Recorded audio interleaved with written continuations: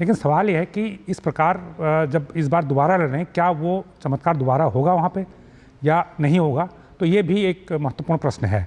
तो मुझे लगता है कि जब ये नतीजे आएंगे तो उससे काफ़ी हद तक चीज़ें साफ होंगी और ये देखना होगा कि राहुल गांधी अपनी सीट जीतने के साथ का केरल में भी कांग्रेस के प्रदर्शन को पिछली बार की तरह बेहतर बना पाते हैं या नहीं बना पाते हैं।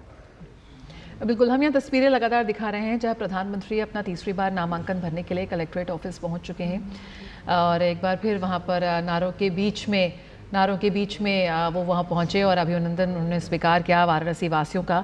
और यहाँ पर प्रधानमंत्री मोदी के नॉमिनेशन में शामिल होने के लिए हम देख रहे हैं कि देश भर से दिग्गज नेताओं का जमावड़ा वहाँ पर लग रहा है। मदन मोहन जयराज जी, जिस तरह से लगातार ये बात हो रही है कि एनडीए की एकजुटता को लेकर या उनके शक्ति प्रदर्शन को लेकर, किस तरह से आप देखते हैं इन तस्वीरों को भी जब तमाम नेता वहाँ पहुँचते नजर आते हैं?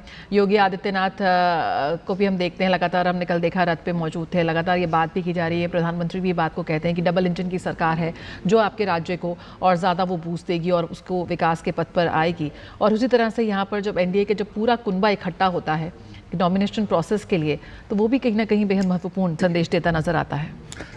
हमने हमेशा देखा है कि जब भी प्रधानमंत्री मोदी कोई काम करते हैं तो उसे बड़ी भव्यता के साथ करते हैं और काफ़ी तैयारी के साथ करते हैं, पूरी प्लानिंग के साथ करते हैं। बिल्कुल। तो दूसरी बात यह है कि जब प्रधानमंत्री का नॉमिनेशन हो रहा है तो ऐसे में एक स्वाभाविक है कि जो बीजेपी के बड़े नेता वहाँ पर मौजूद रहें और लोगों का भी, चूँकि एक लोकप्रिय नेता हैं तो पब्लिक का भी बहुत प्यार उनके साथ है, तो लोग भी काफ़ी तादाद में आसपास इकट्ठे रहते हैं, उनकी एक झलक देखने के लिए वहाँ पर मौजूद रहते हैं। इसके अलावा जहाँ तक एनडीए के घटक दलों की बात है कि जैसे कि मैंने कहा कि जिस प्रकार 2014 से बीजेपी अपने सहयोगियों को लगातार अपने साथ बनाए हुए है, उनको साथ लेकर चल रही है, ज़रूरत नहीं होने के बावजूद चल रही है, तो ये संदेश दूसरे पक्ष में जाता है कि अगर बीजेपी हमारे साथ एकजुटता दिखा रही है तो हमें भी वही रिस्पॉन्स देना चाहिए। तो मुझे लगता है कि जो दूसरे घटक दलों के, जो एनडीए के दूसरे सहयोगी पार्टियों के नेता, बड़े नेता वहाँ पर जुटे हैं, तो वो अपनी प्रतिबद्धता बीजेपी के साथ दिखाने के लिए या एनडीए को एक मजबूत दिखाने के लिए वहाँ पर मौजूद है। बिल्कुल, और ये सोचने पे मजबूर करती है कि लगातार जो ब्रांड मोदी की बात हो रही है, जो स्वीकार्यता की बात हो रही है, जो लोकप्रियता की बात हो रही है, वो उसी तरह से बरकरार है। जो जोश हमें 10 साल पहले जब प्रधानमंत्री निकले थे अपने रोड शो करने, वो नजर आया था, वही अविस्मरणीय क्षण हमने कल देखा जब जिस तरह से हुजूम उमड़ा। और इस बात का भी खास तौर पर प्रधानमंत्री हमेशा से ध्यान देते हैं जब वो बात करते हैं कि सबका विकास, सबका साथ। तो हमने देखा किस तरह से रोड शो में अलग अलग जो हमने देखा कि विभिन्न समाज के विभिन्न समूहों की ओर से, वर्गों की ओर से हमने पार्टिसिपेशन देखा। हमारे संवाददाता हमारे साथ जुड़े हुए हैं जो कल मौजूद रहे, जिनकी तस्वीरें हमने देखी रोड शो के समय। अश्विनी, जिस तरह से लगातार ये बात होती है कि जब भी प्रधानमंत्री की स्वीकार्यता की बात हो, कि लोकप्रियता की बात हो, तो यहाँ पर समान रूप से समाज के विभिन्न वर्गों के बीच, चाहे छोटे हों, बड़े हों, बूढ़े हों या विभिन्न समुदाय से आने वाले लोगों में एक रूपता से वो दिखती है। और कल भी उसकी एक झलक हमने देखी, अलग अलग वहाँ पर समुदाय से लोग पहुँचे हुए थे वहाँ साथ देने और प्रधानमंत्री की इस यात्रा में उनका साथ देने के लिए, हिस्सा बनने के लिए। और आज भी कुछ ऐसी ही तस्वीरें हम देख रहे हैं। अश्विनी, आपको मेरी आवाज आ रही है? निश्चित तौर से अगर देखें तो प्रधानमंत्री नरेंद्र मोदी का कल का जो रोड शो था उस तरीके से था कि पूरा का पूरा पूर्वांचल और पूरा का पूरा ये क्षेत्र जो है उमड़ पड़ा था। काशी के लोग सराखों पर बैठाए थे। सबसे बड़ी बात यह है, हर हर महादेव की इस नगरी में हर हर मोदी के अगर नारे लगते हैं, ये विरले नेताओं को ऐसा सौभाग्य मिला है। प्रधानमंत्री नरेंद्र मोदी यहाँ पहुँच चुके हैं डीएम कार्यालय में नामांकन अपना दाखिल करने के लिए। एनडीए के सभी घटक दलों के जितने प्रमुख नेता हैं वो यहाँ पर मौजूद हैं। मुख्यमंत्री योगी आदित्यनाथ मौजूद हैं, रक्षा मंत्री राजनाथ सिंह मौजूद हैं, केंद्रीय गृह मंत्री अमित शाह मौजूद हैं और साथ ही साथ एनडीए के सभी राजनीतिक दलों के लगभग मुखिया, उत्तर प्रदेश के सभी जो गठबंधन में शामिल हैं वो लोग अब यहाँ पर मौजूद हैं।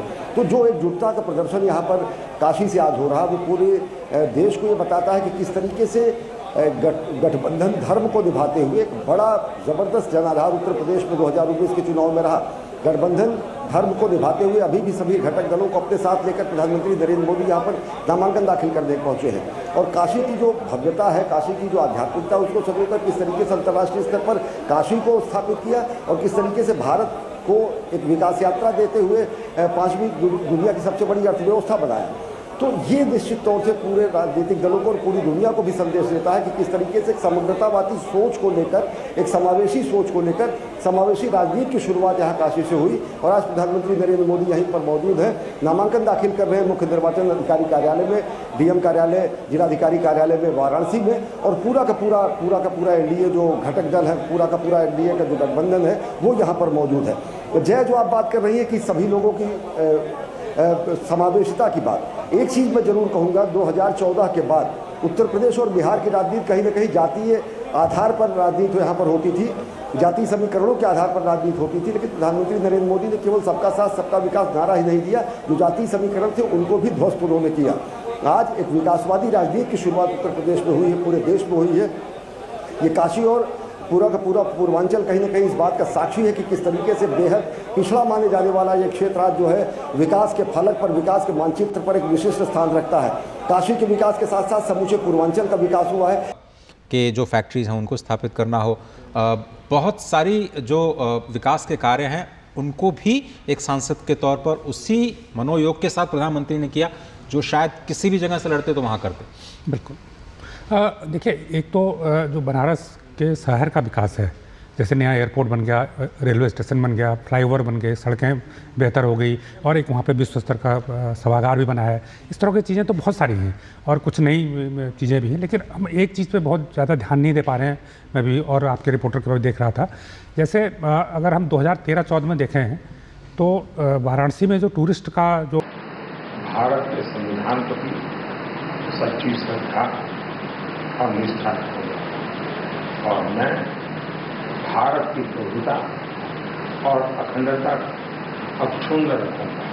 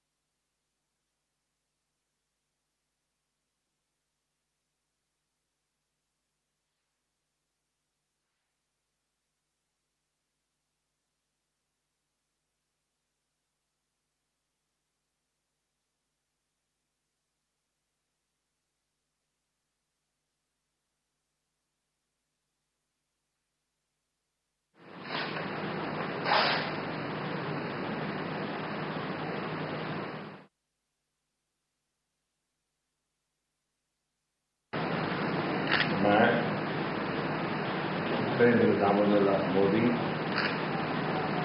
लोकसभा में स्थान करने के लिए अभ्यर्थी के रूप में नाम निर्देशित हुआ। ईश्वर की शपथ लेता हूं, सत्यनिष्ठा से प्रतिज्ञा करता हूं कि मैं विधि द्वारा स्थापित भारत के संविधान प्रति सच्ची श्रद्धा और निष्ठा रखूंगा और मैं भारत की प्रभुता और अखंडता अक्षुण्ण रखूंगा।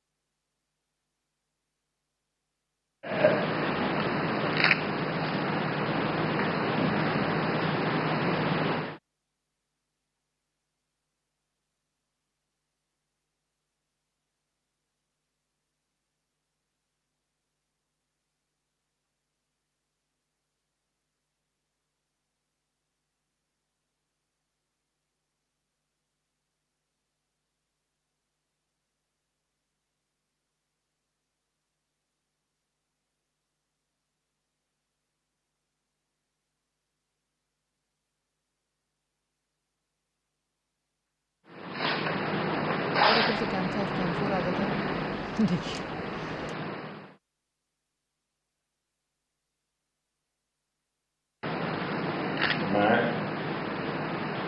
मंत्री के नामांकन की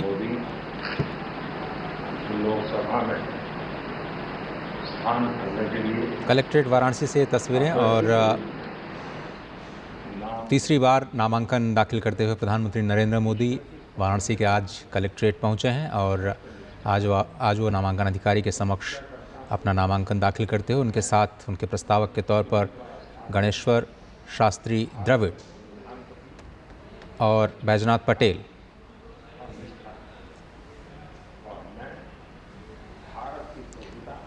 मदन मोहन जयराज जी हमारे साथ मौजूद हैं। जिस तरह से हम बात कर रहे थे कि ये तस्वीरें सामने आ रही हैं और सभी की निगाहें इस बार भी थी कि कैसे अपना नामांकन ये भरेंगे, कौन होंगे वो प्रस्तावक, और प्रस्तावक के तौर पर हम इस बार देख रहे हैं कि यहाँ पर जो काफ़ी अहम होते हैं, यहाँ पर पंडित ज्ञानेश्वर शास्त्री जी मौजूद हैं, साथ ही बैजनाथ पटेल जी को भी हम देख रहे हैं, संघ के पुराने और समर्पित कार्यकर्ता वो रहे हैं।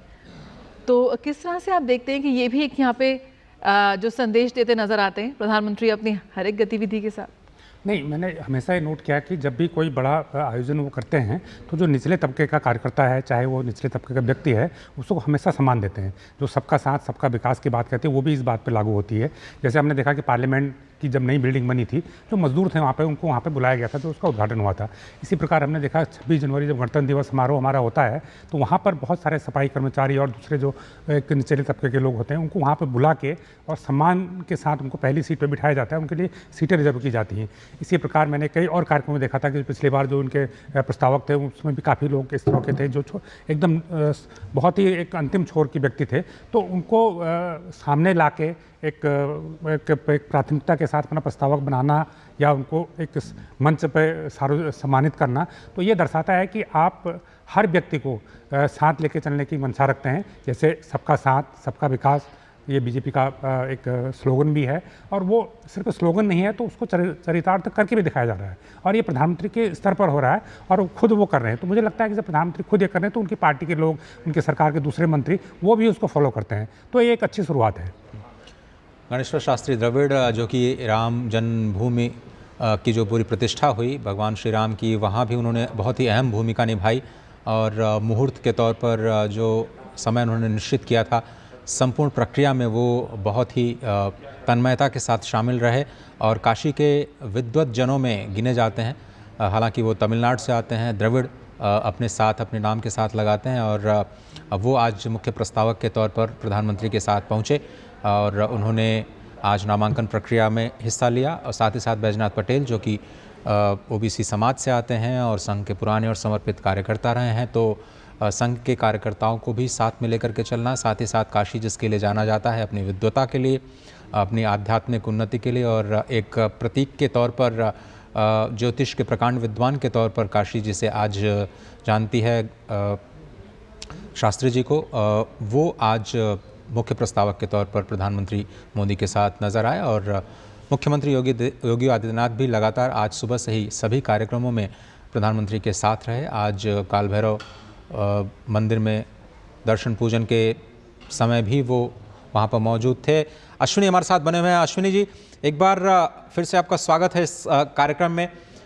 राम मंदिर की प्रतिष्ठा के दौरान भी आपने गणेश्वर शास्त्री जी को देखा और आज एक प्रस्तावक के तौर पर क्या संदेश निकलता है आज इस नामांकन प्रक्रिया से?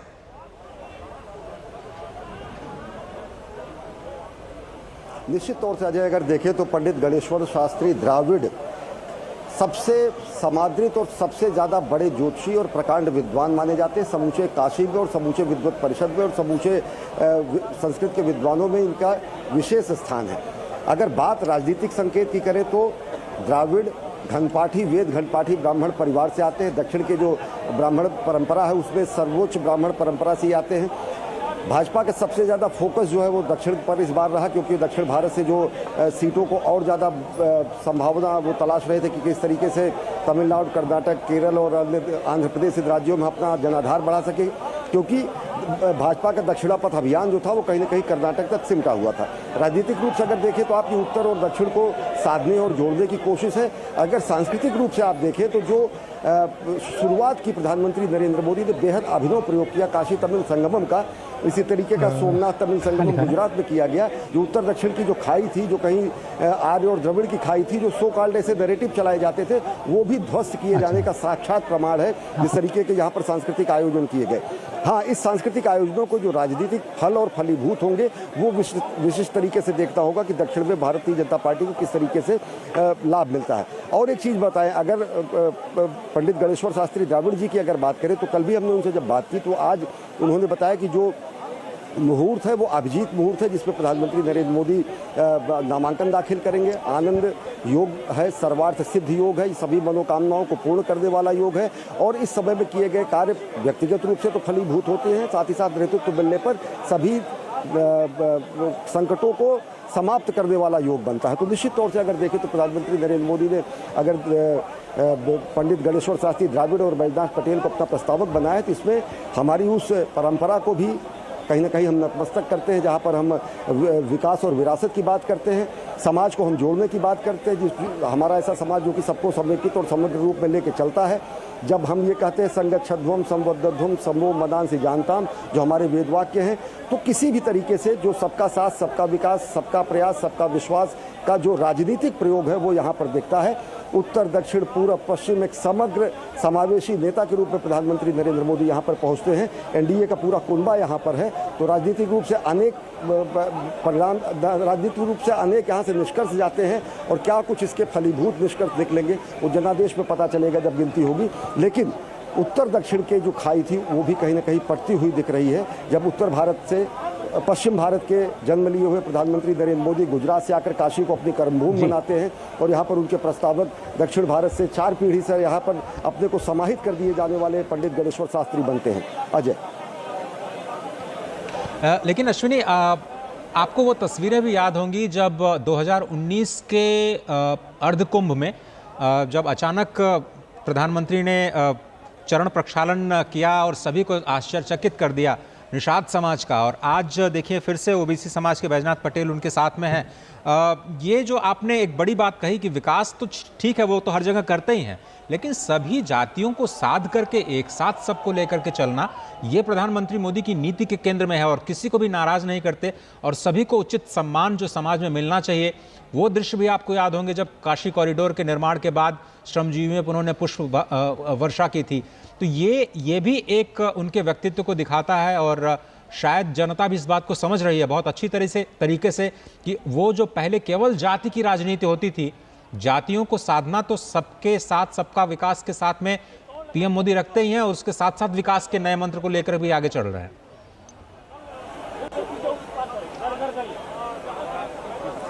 निश्चित तौर से अजय, देखिए, जातियों को साधना, जातियों की राजनीति करना, जातियों की राजनीति से कुर्सी हासिल करना और उस कुर्सी का उपयोग अपने परिवार के लिए, अपने वंशवृक्ष के लिए, अपने हित कुटुंब और मित्रों के लिए प्रयोग करना, ये राजनीतिक दलों का उत्तर प्रदेश और बिहार में स्ट्रगल है। इतिहास इसका गवाह है, जनादेश इसका गवाह है।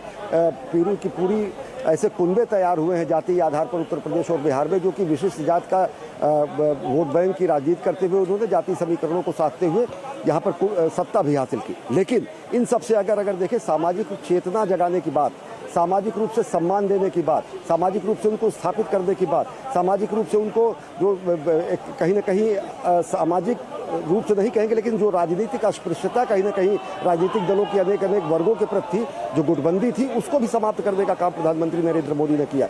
जिस तरीके से आपने जिक्र किया कि जब वो पाँव पखाड़ते हैं स्वच्छाग्रहियों का, जब वो श्रमजीवियों का सम्मान करते हैं, जब वो काशी विश्वनाथ मंदिर में श्रमजीवियों का सम्मान करते हैं और अयोध्या के भगवान श्री राम के मंदिर में जटायु की प्रतिमा पर जाकर वो पुष्पांजलि अर्पित करते हैं, यानी कि शबरी की मूर्ति वहाँ लगती है, जटायु की मूर्ति वहाँ लगती है, महर्षि वाल्मीकि की मूर्ति भगवान श्री राम के मंदिर में लगती है। भगवान श्री राम का मंदिर हमारे आध्यात्मिक चेतना का केंद्र तो है ही, लेकिन वो सांस्कृतिक सामाजिक सौहार्द का एक शक्तिपुंज भी बने, उसका भी निर्माण कार्य लगातार वहाँ पर चल रहा है राम मंदिर परिसर में। जिस तरीके से तो जो रूढ़ियाँ थी, जो रूढ़ियाँ जिसमें कहीं ना कहीं लोगों में एक मनभेद रहता था, सामाजिक रूप से समादृत नहीं होती थी बहुत सारी जातियाँ, उनको भी वो रूढ़ियों को भी तोड़ा है। और सबसे बड़ी बात ये, उनको समादृत रूप से, सामाजिक रूप से, राजनीतिक रूप से सशक्तिकरण करके उनको मुख्य धारा में लाया गया है और सबको समावेशी रूप से समान प्रतिनिधित्व भी दिया गया है। जिस तरीके से अगर देखें, एक विशेष वर्ग का या दो केवल जातियों को मिलाकर या कुछ संप्रदायों को मिलाकर राजनीतिक दल का स्वरूप आज भाजपा का नहीं है, वो पूरा का पूरा एक समावेशी स्वरूप है। वो प्रधानमंत्री नरेंद्र मोदी के विकास कार्यों में दिखता है, नीतियों में दिखता है, नीयत में दिखता है, आज यहाँ पर नामांकन में दिख रहा है, यहाँ के प्रस्तावकों में दिख रहा है। और जो एक सर्व समावेशी और सर्वस्पर्शी स्वरूप है प्रधानमंत्री नरेंद्र मोदी का, वो भी यहाँ पे दिखता है। अजय।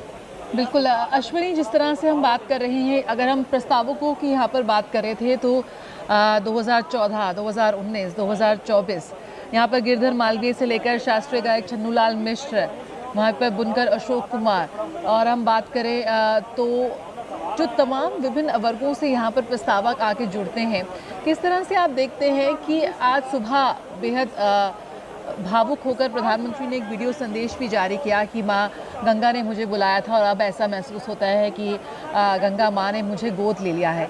जो लगातार ये जो काशी के साथ जो रिश्ता बना हुआ है प्रधानमंत्री का, वो और जो उसका रंग है वो और प्रगाढ़ और गाढ़ा होता जा रहा है।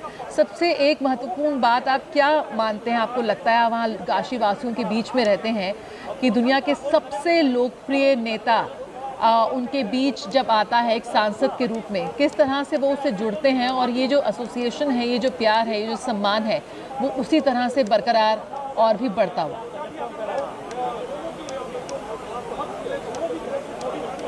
निश्चित तौर से जया, अगर देखें तो दुनिया के सबसे ताकतवर नेता, दुनिया के सबसे बड़े लोकतंत्र का नेता, दुनिया के सबसे बड़े लोकतांत्रिक जो हमारा केंद्र है, उसको सांस्कृतिक केंद्र के रूप में काशी को अंतर्राष्ट्रीय स्तर पर स्थापित करने का कार्य, दुनिया के बड़े बड़े नेताओं को काशी ले आने का कार्य, चाहे वो शिंजो अबे को काशी दर्शन और दशाश्वमेध घाट पर गंगा आरती कराने की बात हो, या फिर फ्रेंच राष्ट्रपति इमैनुअल मैक्रा की यहाँ की यात्रा हो, या फिर G20 के दौरान बहुत सारे यहाँ पर कमिटीज़ और उनकी बैठकों का सिलसिला हो। काशी एक अंतर्राष्ट्रीय फलक पर प्रधानमंत्री नरेंद्र मोदी के यहाँ से प्रतिनिधित्व करने के बाद वो स्थापित हुई है। और सबसे बड़ी बात ये देखें तो काशी आज के 10 साल पहले अगर देखें तो काशी को आदर बहुत प्राप्त था, सम्मान बहुत प्राप्त था, आस्था अगाध थी लोगों की, लेकिन काशी में वो आधारभूत संरचनाओं का अकाल था। चाहे अगर देखें आज रेलवे की बात हो, हवाई अड्डे की बात हो, अंतर्राष्ट्रीय स्तर का हवाई अड्डा है, रेलवे के जो टर्मिनल्स हैं, यहाँ का जो एक वाराणसी स्टेशन के अलावा आप हमारे साथ बने रहिए। शैलेंद्र मिश्र भी जुड़ गए हैं, शैलेंद्र के पास चलते हैं। शैलेंद्र, आज प्रधानमंत्री से एक सीधे तौर पर सवाल किया गया कि राम मंदिर इन चुनाव में एक मुद्दा है या नहीं है। प्रधानमंत्री ने दो टूक मना कर दिया। उन्होंने कहा कि ये श्रद्धा का मुद्दा है, ये चुनाव का मुद्दा न पहले था, न आज है, न कभी रहेगा। ये तो देश की सांस्कृतिक जड़ों के साथ जुड़ा हुआ मुद्दा है। लेकिन क्या जमीन पर राम मंदिर, क्या आपको जनता के बीच एक मुद्दा दिखाई दे रहा है या लोग इससे मुद्दा नहीं मानते? शैलेंद्र, देखिए, बीजेपी हमेशा ये कहती रही है कि राम जन्मभूमि का जो मुद्दा है वो राजनीतिक मुद्दा नहीं है, वो एक आस्था का विषय है। और बीजेपी हमेशा से कहती रही कि वो राम मंदिर के निर्माण के पक्ष में है। जनता के बीच ये जरूर एक तरह से देखें एक संदेश गया है कि जो बीजेपी कहती रही, प्रधानमंत्री नरेंद्र मोदी के सत्ता में आने के बाद उसका मार्ग प्रशस्त हुआ और राम लला की प्राण प्रतिष्ठा हुई। और हम जानते हैं कि आज पंडित शास्त्री मुख्य प्रस्तावक है प्रधानमंत्री नरेंद्र मोदी के। देखिए, 3 बातें हैं जो प्रधानमंत्री नरेंद्र मोदी और बीजेपी को बाकी राजनीतिक दलों के नेताओं से अलग बनाती है। उसका एक सबसे महत्वपूर्ण कारण है प्रधानमंत्री नरेंद्र मोदी का जो कनेक्ट है, न केवल अपने संसदीय क्षेत्र की जनता के साथ बल्कि देश की जनता के साथ। दुनिया में किसी नेता का ऐसा नहीं है। हम थोड़ी देर पहले चर्चा कर रहे थे कि राहुल गांधी 2 सीट से लड़ना चाहते थे, लेकिन जब तक वायनाड से चुनाव खत्म नहीं हुआ, उन्होंने अपने तरफ से कोई ऐलान उनकी पार्टी ने नहीं किया कि वो रायबरेली से चुनाव लड़ेंगे। देखिए, ये जनता के साथ एक तरह से बीजेपी आरोप लगाती है कि छल है, आप 2 सीट से चुनाव लड़ सकते हैं, इसका कोई प्रावधान है, किसी ने मनाही नहीं की है, तमाम नेताओं ने चुनाव लड़ा है। लेकिन जब एक जगह का मतदान खत्म हो जाता है तब आप ऐलान करते हैं कि आप रायबरेली से चुनाव लड़ेंगे। दूसरी बात यह है, जीत हार होती रहती है। राहुल गांधी अमेठी से चुनाव हारे, लौट कर अमेठी नहीं गए, बीजेपी में आप देखिए, स्मृति ईरानी 2014 में चुनाव हारी थी अमेठी से, लगातार अमेठी में डटी रही, 2019 में राहुल गांधी को हराया और वहां से चुनाव जीती। और अब बीजेपी कह रही है कि देखिए राहुल गांधी हिम्मत नहीं जुटा पाए कि वो अमेठी से चुनाव लड़े, वो रायबरेली चले गए। हालांकि बीजेपी ये भी दावा कर रही है, प्रधानमंत्री ने एक इंटरव्यू में कहा है कि रायबरेली से भी राहुल गांधी हारेंगे। तो बीजेपी और प्रधानमंत्री नरेंद्र मोदी की जो राजनीति है वो जनता के बीच एक भरोसा जताती है, ये बीजेपी कहती है। क्योंकि आप देखिए ओबीसी हितों की बात होती है, सबसे ज़्यादा केंद्र में मंत्री देने का काम ओबीसी समाज से प्रधानमंत्री नरेंद्र मोदी की अगुवाई में हुआ है। ओबीसी को संवैधानिक दर्जा, ओबीसी आयोग को देना, नीट में ओबीसी आरक्षण छात्रों को देना, तमाम फैसले, तो फैसलों के जरिए प्रधानमंत्री नरेंद्र मोदी की ब्रांड इमेज बनी है, जनता का भरोसा हुआ। और इसलिए बीजेपी ये कहती है कि देखिए घोषणा पत्र के वादों को किस तरह से जमीन पर लागू किया जाता है, ये बीजेपी सरकारों से सीखना चाहिए और उस पर कैसे आगे बढ़ाता है 2014, 2019 और 2024। और तीसरी बात यह है कि विकसित भारत के जिस विजन के साथ प्रधानमंत्री नरेंद्र मोदी आगे बढ़ रहे हैं उसके लिए कैसे संसाधन आएंगे, उसकी पूरी एक रूपरेखा सामने रखी जाती है। वहीं दूसरी तरफ विपक्ष के नेता हैं, उनकी पार्टियां हैं, वो कई वादे तो कर देती है लेकिन उसका ब्लूप्रिंट सामने नहीं रखती कि कैसे उन वादों का पूरा किया जाएगा। यही वजह है कि कुछ राज्य सरकारें जो विपक्ष शासित राज्यों की हैं वो उन पर यह आरोप लगता है कि जो उन्होंने सत्ता में आने के लिए जो कहा था वो पूरा करते हुए दिखाई नहीं देते। तो आज जो ब्रांड मोदी की जो इमेज है जो वाराणसी में आके हम देखते हैं कि और विराट हो जाती है, उसके तमाम कारण हैं। उसमें सबसे पहला कारण यह है कि प्रधानमंत्री नरेंद्र मोदी की अगुवाई में जनता को लगता है कि बीजेपी जो कहती है वो करती है। और आप देखिए अनुच्छेद 370, जब बीजेपी उतनी ताकतवर नहीं थी तब भी वो कहती थी कि अनुच्छेद 370 सत्ता में आने पर हटाया जाएगा। हम देख रहे हैं कि देश में अनुच्छेद 370 हट चुका है, राम मंदिर का निर्माण होगा, ये आस्था का विषय है। बीजेपी हमेशा कहती थी राम मंदिर का निर्माण हो चुका है। तो इस तरह के तमाम वादे जो बीजेपी जब दूर दूर तक ये था कि वो सत्ता में कब आएगी कोई कल्पना नहीं करता था, लेकिन जब सत्ता में आई तो उन वादों पर आगे बढ़ी, उन्हें पूरा किया गया। तो ये किसी राजनीतिक दल के विश्वसनीयता को दिखाता है प्रधानमंत्री नरेंद्र मोदी की अगुवाई में। इसीलिए सब कहते हैं कि जो मोदी की गारंटी भारतीय जनता पार्टी ने कहा वो आगे निकलती है। बीजेपी का दावा है कि एक तरफ ऐसे दल हैं, ऐसे दलों के नेता हैं जो परिवार को बचाने के लिए सिर्फ राजनीति करते हैं या एकजुट हुए हैं, वो अपने वादों को भूल जाते हैं। वहीं प्रधानमंत्री नरेंद्र मोदी की अगुवाई में बीजेपी है जो एक एक वादों को पूरा करती है। और काशी में तो जो वादा किया भी नहीं था, ऐसे तमाम वो काम हुए हैं। इसीलिए हमने कल जब एक पूरे ग्रुप से बात की, मैं ढूंढता रहा कि कोई मिले जो प्रधानमंत्री नरेंद्र मोदी के बारे में कुछ ऐसा कहे कि उम्मीदें नहीं पूरी हुई काशी की जनता की। ढूंढने के बावजूद कोई व्यक्ति ऐसा नहीं मिला। सब ये कह रहे थे कि जो सोचा था वो तो हुआ ही, जो नहीं सोचा था प्रधानमंत्री नरेंद्र मोदी ने वो भी करके काशी में दिखाया है। तो इस तरह से जनता का चलें, आप हमारे साथ बने रहिए। हम जनता की जो आवाज़ है ज़रूर आपके जरिए हम समझने की कोशिश करेंगे। लेकिन मदन जी 10 साल जो काशी के रहे, देश के लिए तो स्वर्णिम रहे ही, विकास के लिहाज से काशी के लिए भी, जिस तरह से शैलेंद्र बता रहे हैं कि काशी के लिए भी वे स्वर्णिम काल रहे।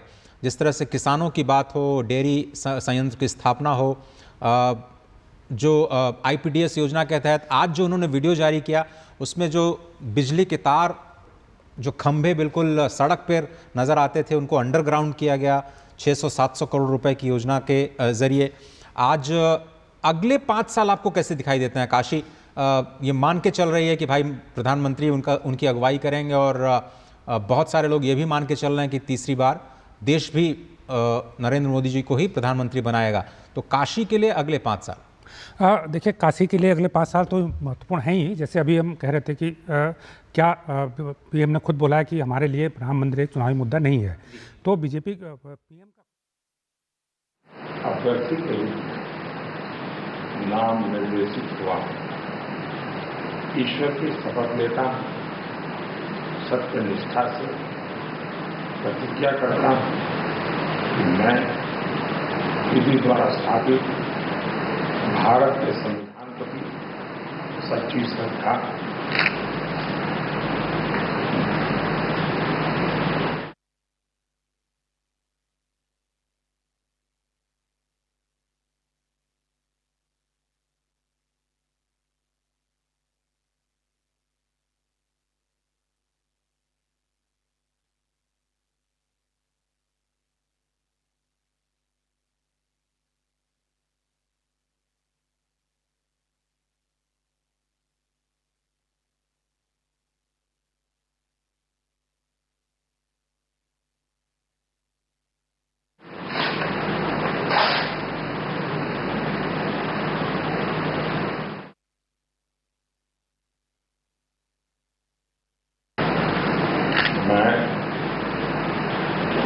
दामोदर लाल मोदी